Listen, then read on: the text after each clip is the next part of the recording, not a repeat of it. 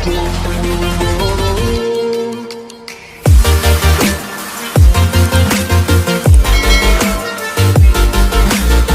Everyone, so welcome back to Vijay sir's academy. तो guys आज के लेक्चर में हम कवर करेंगे अपने इकोनॉमिक्स का चैप्टर नंबर 3 का पार्ट बी का पार्ट 3। तो पार्ट 2 तक हम लोग ने लास्ट लेक्चर में ये कर लिया था कि पार्ट 2 में हम लोग ने किया था types of elasticity, types of price elasticity हम लोग ने लास्ट लेक्चर में कर लिया था। तो ये पर्टिकुलर लेक्चर में हम स्टार्ट करेंगे अपना methods of measuring price elasticity of demand. क्या क्या मेथड्स है? बेसिकली इसके अंदर 3 मेथड है जो हमें फॉलो करके चलने पड़ते हैं इस इलास्टिसिटी को मेजर करने के लिए। तो एग्जाम पॉइंट ऑफ व्यू से ये क्वेश्चन इंपॉर्टेंट है। हर साल इसमें से 3 में से एक मेथड तो जरूर वो लोग पूछते हैं। कम से कम 4 मार्क के क्वेश्चन आपके आते हैं। तो एक एक करके एक एक मेथड को देखेंगे। सबसे पहला मेथड है आपका ratio and percentage method. Ratio and percentage method होता क्या है? Ratio method develop by professor Marshall. Professor Marshall ने इनको निकाला था। इनके हिसाब से क्या बोला जाता है? Elasticity of demand is measured by dividing the percentage change in demand by percentage change in price. क्या बोले? कितने से डिमांड चेंज हो रहा है, कितने परसेंटेज से डिमांड चेंज हो रहा है, डिवाइडेड बाय कितने परसेंटेज से प्राइस चेंज हुआ। कितने परसेंटेज से demand is measured by dividing the percentage change in demand. Underline कर लो ये चीज को, percentage change in demand by divide by percentage change in price. Percentage change in price, आपके प्राइस में कितने परसेंट से चेंज हुआ। अगर हम इसको लिखेंगे फॉर्मूला टाइप में तो कैसे लिखेंगे? ED is equal to elasticity of demand is equal to percentage change in quantity demanded. Already मैंने बता दिया आपको। नीचे क्या है? Percentage change in price, percentage change in price. तो अगर उसको शॉर्ट फॉर्म में लिखेंगे तो percentage change in quantity, percentage change in price. मैंने ऑलरेडी लास्ट लेक्चर में बताया था। अगर आपने लास्ट वीडियो देखा होगा तो आपको चीजें आसानी से समझ में आएंगी। Percentage change in quantity, percentage change in price. अगर मैथमेटिकली हम इसको सॉल्व करने जाए तो ये किस तरह से हम लिख सकते हैं इसको? परसेंटेज चेंज, ये क्या है? ये चेंज परसेंटेज है। मैंने एग्जांपल लेक्चर में दिया था। अभी इसके अंदर ये एग्जांपल दिया है, जैसे कोई प्रोडक्ट 20 रुपए का है, वो प्रोडक्ट आपका 25 रुपए का हो गया। कितने का प्रोडक्ट था? 20 रुपए का। वो प्रोडक्ट कितने का हो गया? 25 का हो गया। यानी कितने का चेंज आया? तो हमको पता है 5 रुपए का चेंज आया है। तो हम लोग यहाँ पे क्या लिखेंगे? यहाँ पे चेंज अमाउंट लिखेंगे। जैसे यहाँ पे 5 आएगा, यहाँ पे 5 आएगा और ओरिजिनल क्वांटिटी कितना था? 20 था। वैसे प्राइस में चेंज आ रहा है, प्राइस में भी चेंज आएगा। जो प्राइस में चेंज आया उसके बाद जो आपका ये क्वांटिटी डिमांडेड में चेंज आया। 10 रुपए की चीज थी, 10 किलो लेते थे हम लोग, अब उसको हम लोग कितना लेने लगे? 9 किलो लेने लगे। 10 किलो लेते थे 9 किलो, यानी हमारे क्वांटिटी डिमांडेड में भी चेंजेस आया है। तो कितने किलो से चेंज आया? 1 किलो से। जब हम लोग प्राइस की बात करेंगे तो प्राइस पहले चेंज था 5 रुपया और ओरिजिनल था 20 रुपया। क्वांटिटी चेंज कितने का आया? 1 का आया और ओरिजिनल कितना था? 10 था। तो इसको हम लोग सॉल्व करेंगे तो हमारा आंसर हमको मिलेगा। आगे देखते हैं इसको हम लोग सॉल्व कैसे करेंगे। सॉल्व कैसे करेंगे? जैसे आप देख सकते हो इसमें यहाँ पे क्या लिखा है? ओरिजिनल प्राइस जो है आपका 20 रुपए, आपको पता है, और न्यू प्राइस कितना है? 25 रुपए। ओरिजिनल प्राइस 20 रुपया, न्यू प्राइस 25 रुपया। हमको ये क्वेश्चन में दिख चुका है। आगे देखेंगे चेंज क्या आया? चेंज कितने का आया? 5 रुपए का चेंज आया हुआ है। उसी तरह क्वांटिटी डिमांडेड में अगर हम देखेंगे तो 10 रुपया है, 10 किलो है, और फिर चेंज होकर कितना हो गया? 9 किलो। यानी जो ओल्ड था वो 10 है, जो न्यू है वो 9 है। चेंज होकर कितना आया? 9। तो क्वांटिटी डिमांडेड में 1 का चेंज आया, 1 से ये चेंज हुआ है। तो हम लोग इसको कैसे लिख सकते हैं? इस तरह से इसको लिख लेंगे। जैसे हमको पता है, हमने मैथ सीखा है, हमने क्या देखा है? ये जब ऊपर जाएगा तो ये इंटू हो जाएगा, ये जब ऊपर जाएगा न्यूमरेटर में और ये डिनोमिनेटर में आएगा तो ये बीच में मल्टीप्लाई हो जाता है। तो इसको हम लोग इस तरह से लिख देंगे तो ये इक्वेशन हमें मिल गया आसानी से ऊपर से। बस उसने वैल्यू पुट करना है। चेंज कितना था? 1 का। ओरिजिनल कितना था? 10। और ओरिजिनल कितना था? 20। चेंज कितना था? 5। अगर हम इसको कैलकुलेट करेंगे तो हमारा आंसर कितना आएगा? 0.4। अब इसको आपको आता होगा 10 1 जा, 10 2 जा, फिर 5 1 जा, 5 4 जा, फिर 5 4 जा आ जाएगा तो 4/1 आया तो 0.4 लिख देंगे इसको। तो 0.4 आया यानी विच इज 1 से कम आया है हमारा, तो हम इसको क्या बोलेंगे? Relatively inelastic. जब भी आपका आंसर पॉइंट में आता है तो उसे इनइलास्टिक बोला जाता है। ये चीज को ध्यान रख लेना, अच्छे से दिमाग में बिठा लेना। अगर आपका आंसर पॉइंट में आता है तो उसको बोलेंगे इनइलास्टिक। वैसे आपको ये इतने हार्ड कैलकुलेशन एग्जाम में नहीं करने हैं। अगर सिंपल सा सम दिया है तो आपको वो कैलकुलेशन खुद से याद होगी और आप अच्छे से लिख पाओगे। वहां पे न्यू नंबर लेके नया कैलकुलेशन लेके मत बैठना, टाइम कम होता है पेपर लिखने के लिए। इसलिए आगे देखेंगे इसका दूसरा मेथड क्या है। दूसरा मेथड है इसका टोटल एक्सपेंडिचर मेथड। एक्सपेंडिचर के बेसिस पे कैसे हम इलास्टिसिटी ऑफ डिमांड निकालते हैं। तो पहला, this method was developed by professor Marshall. ये भी जो मेथड है वो प्रोफेसर मार्शल ने ही निकाला है। This method total amount of expenditure before and after the price change.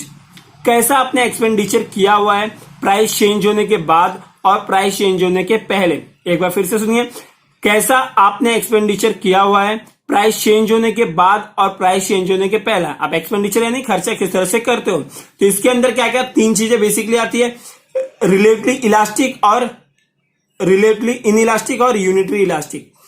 ये जो चीज है इसमें क्या आता है, elasticity of demand greater than 1 है। ग्रेटर देन 1 का साइन इस तरह से होता है। इसमें जो है आपका लेस देन 1 है, लेस देन 1 का साइन इस तरह से होता है। यूनिटरी मतलब elasticity of demand equal to 1 होगा, ये इक्वल टू 1 होगा। तो ये चीज को हम फाइंड कैसे करेंगे, ये चीज को हम जस्टिफाई कैसे करेंगे। क्या लिखा है आगे, with a given change in the price of a commodity the total outlay increases. क्या हो रहा है, आपका जो टोटल आउटले, आउटले मतलब क्या खर्चे कर रहे हो आप, क्या हो रहा है वो इंक्रीज हो रहा है। तो आपका क्या आएगा, ग्रेटर देन 1 आएगा। जब आपका खर्चा डिक्रीज हो रहा है तो आपका लेस देन 1 आएगा। इस चीज से आप याद रख सकते हो, खर्चा बढ़ा तो ग्रेटर देन 1, खर्चा घटा तो लेस देन 1, और खर्चा बराबर रहा, रिमेन कांस्टेंट मतलब हमेशा सेम रहा तो इक्वल टू 1। ये चीज को हम लोग एग्जांपल से अगर देखें तो किस तरह से दिखेगा, लाइक आपका प्रोडक्ट ए है, प्रोडक्ट बी है, प्रोडक्ट सी है। ये इसमें क्या हुआ, ये प्रोडक्ट ए आपका 10 रुपए का था जो 20 रुपए का बन गया। प्रोडक्ट बी आपका 30 रुपए का था जो 40 रुपए का बन गया। प्रोडक्ट सी आपका 50 रुपए का था जो 60 रुपए का बन गया। क्या हो रहा है, ये देखो चेंजेस आ रहा है। 10 रुपए से 20 रुपए हो गया, 10 रुपए बढ़ गया। 30 से 40 हो गया, 10 रुपए बढ़ गया। 50 से 60 हो गया, 10 रुपए बढ़ गया। आपको लगेगा सब में तो बढ़ रहा है, तो चेंज कैसे दिखेगा, चेंज दिखेगा कैसे, देखो अगर आप पहले 10 रुपए का था तो आप 6 क्वांटिटी खरीदोगे, लेकिन जब 20 रुपए का हो गया तो आपने क्या किया, क्वांटिटी कम कर दिया। लॉ ऑफ डिमांड हमको पता है, जैसे प्राइस बढ़ता है हम डिमांड कम कर देते हैं।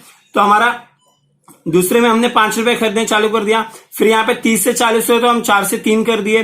जब यहाँ 50 से 60 हुआ तो हमने 2 से 1 कर दिया।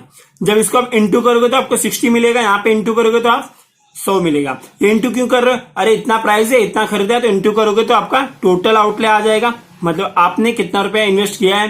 तो आपका यहाँ पे आ जाएगा 60 और 100, यहाँ पे 120 और 120, और यहाँ पे 100 और 60। जब आप इसको डिवाइड करोगे, नीचे बड़ा नंबर है, आंसर पॉइंट में आएगा। जैसे मैं आपको बताया था, आंसर अगर पॉइंट में आएगा तो क्या आएगा answer, elasticity of demand greater than 1। ये क्या आएगा, ग्रेटर देन 1। यहाँ पे देखो पॉइंट में नहीं आएगा क्योंकि नीचे छोटा नंबर है, ऊपर बड़ा नंबर है। इसको आप कट करते हो, इसको आप कट करते हो तो आंसर 1 पॉइंट समथिंग आएगा। 1 पॉइंट समथिंग यानी 1 से बड़ा, 1 पॉइंट समथिंग यानी 1 से बड़ा आया।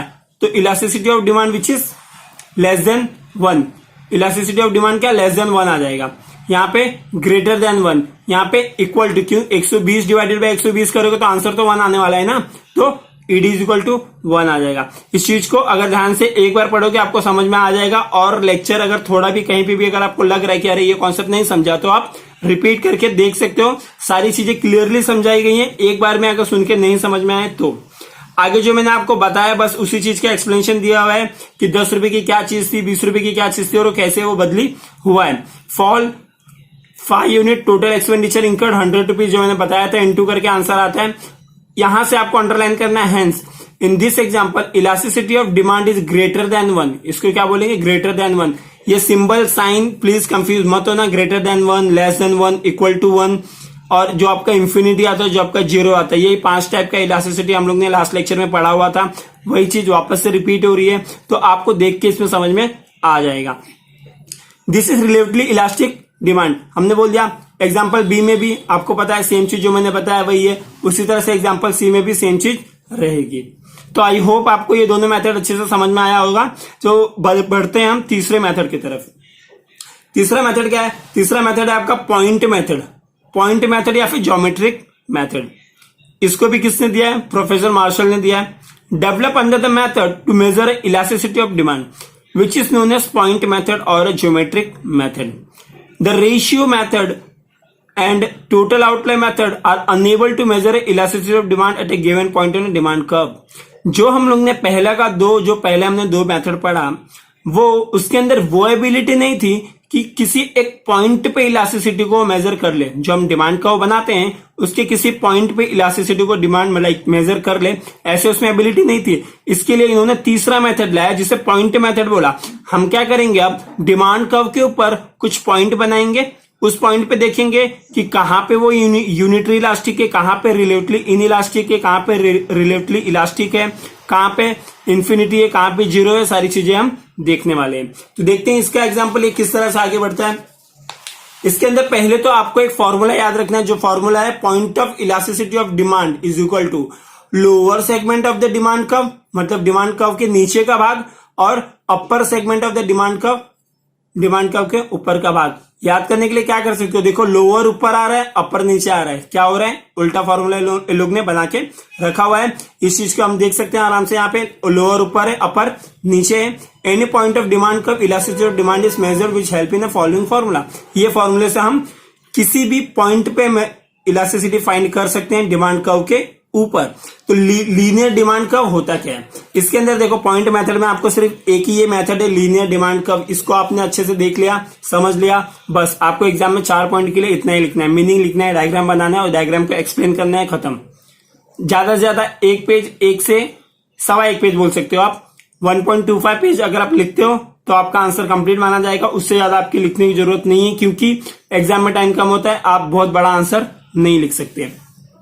When demand curve is linear, the straight line we extend the demand curve। देखो डिमांड कर्व हम लोग ने पढ़ा था, डिमांड कर्व कुछ इस तरह का ही तो होता था। डिमांड कर्व ये तरह से होता था और सप्लाई कर्व ऐसे होता था। तो डिमांड कर्व के ऊपर हम लोग क्या करेंगे, डिमांड कर्व के ऊपर हम लोग पॉइंट बनाएंगे। पॉइंट बनाने में मेरा मतलब है इसके ऊपर कम से कम हम लोग 5 पॉइंट, एक इधर 1 2 3 4 5 पॉइंट ले लिया। अब जैसे हम 5 पॉइंट लेंगे, अगर 5 पॉइंट लेने वाले तो ये एग्जैक्टली डिवाइड हो जाएगा, नीचे 2 ऊपर 2, ये एग्जैक्टली डिवाइड हो जाएगा। मैं ये क्यों बता रहा हूं, क्योंकि इसका यूज होगा आगे जाके, क्यों हमने ये चीज को डिवाइड किया हुआ है। क्या बोला, when demand curve is linear the straight line we extend demand curve to meet y axis at the a। y axis को a पे मीट करने का और x एक्सिस पे b को मीट करना है। ये चीज को हम लोग ने बना लिया। अब देखो आगे एक्चुअल आपका जो सम्स है वो अब स्टार्ट होगा। ये किस तरह से जाएगा, क्या करेंगे कि ये जो हमने लिया है पूरा का पूरा, ये पूरे के पूरे बीच में हम लोग इसको कंसीडर कर लेते हैं कि ये 8 है। अगर ये टोटल 8 है तो कितना पॉइंट हो गया, ये देखो समझे, ये 1 है, ये 2 3 4, अगर हम लोग 8 लेंगे तो ये पूरा 2 आएगा, ये 2 आएगा, ये 2 आएगा, ये 2 आएगा। डिवाइड करके हम देख सकते हैं 8 को हम लोग अगर 4 भाग में डिवाइड करेंगे तो 2 2 2 2 आएगा। अब इसमें एक चीज और देखना है हमें, इसको बोलते हैं लोअर सेगमेंट और इसको बोलते हैं अपर सेगमेंट। जो आप देख सकते हो, अपर मतलब ऊपर, लोअर मतलब नीचे, तो ये लोअर सेगमेंट हो गया, ये अपर सेगमेंट हो गया। आगे हम एक एक करके इलास्टिसिटी फाइंड करने की कोशिश करेंगे। तो जैसे पॉइंट P आया तो अपर लो या लोअर दोनों में 4 आएगा, 2 + 2 4, 2 + 2 4। अब अपर है आपका और लोअर है आपका, 2 है और 2 है, तो इसको काटोगे तो 1 आएगा आंसर। तो ED = 1 यहाँ पे आपको दिख रहा होगा आपको, ED = 1। अब वैसे ही अगर हम क्या करेंगे, अब हम दूसरा सम्स लेंगे, दूसरे में देखेंगे, दूसरे में अगर हम PB लेंगे, P1 और PB, P और B ये लेंगे तो ये 2 है, ये आएगा 2। लेकिन ऊपर का कैलकुलेट करेंगे तो 1 2 3, क्या आएगा 1 2 3, मतलब 2 + 2 + 2 6 आएगा। तो अपर सेगमेंट में आपको 6 दिख रहा है, नीचे 2 दिख रहा है। लेकिन हमने क्या बोला था, लोअर को अपर लिखने का, इसको नीचे लिखना है, तो क्या होगा 2/6 हो जाएगा। 2/6 हो जाएगा तो आंसर 0.33 आएगा। जो आप यहाँ पे देख सकते हो आंसर यहाँ पे कितना लिखा है, 0.33 लिखा हुआ है। तो 0.33 यहाँ पे लिखा है, यानी आपका ये ऐसे तो नहीं होने वाला। तो 2/6 इज 0.33। वैसे अगर हम आगे बढ़ेंगे तो क्या होगा, ये 6/2 आएगा। क्या करेंगे, at the point P2 the point elasticity of measured eight 6/2, तो आंसर 3 आएगा, विच इज मोर देन 1। तो इसको क्या बोलेंगे, demand is relatively elastic. More than 1 आया तो रिलेटिव इलास्टिक, लेस देन 1 आया तो रिलेटिव इन इलास्टिक। आगे बस आपका 2 पॉइंट बचा है। 2 पॉइंट क्या क्या है, एक ये वाला पॉइंट रह गया आपका और आपका ये वाला पॉइंट रह गया। हमने ये पॉइंट निकाल दिया। ये सब पॉइंट निकाल दिया, इसमें 1 आ गया, इसमें लेस देन 1, इसमें मोर देन 1, सारी चीजें आ गई है। तो आगे इसके ऊपर ए पॉइंट में क्या है, बिकॉज अपर सेगमेंट इज 0, ये अपर सेगमेंट 0 है, ये ले लेंगे, और इसमें क्या है, लोअर सेगमेंट 0 है, तो ईडी इज इक्वल टू 0 आ गया, ED is equal to infinite आ गया।